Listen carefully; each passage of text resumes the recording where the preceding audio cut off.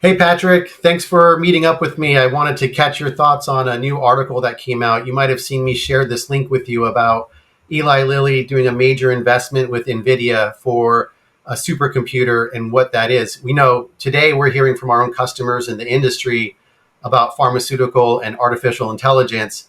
And after reading this article, I wanted to see if you had any thoughts that you could share with us.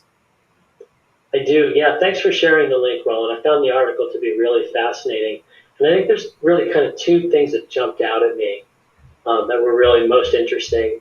Most adoption of AI tools today that we're seeing in businesses are in open systems on the cloud or in the cloud environment, right? So they're public models. And in this article, you see two distinct shifts from that. The first being that Eli Lilly and Nvidia are teaming up to build a supercomputer. So they're not actually going to use existing AWS or Azure or public cloud infrastructure. They're going to build their own computing data center. On top of that, they're going further and they're going to be building in completely proprietary models, right? So closed systems on closed computing platforms, right? Two very distinct pivots from kind of the common adoption. And I think over time, you'll see more and more companies make that shift, specifically on the proprietary data side.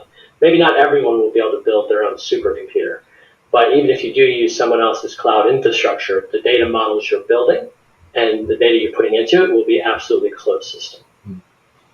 Yeah, that's excellent, Patrick. I think you're right. I think that proprietary piece is the big thing that pharma has to get over and understand. How are they going to solve proprietary data? Thank you. Thanks for your input. I appreciate that. I'm sure everybody else will enjoy it too. You're welcome. Great chatting with you, Roland, as always. All right. We'll see you, Patrick. Have a good night.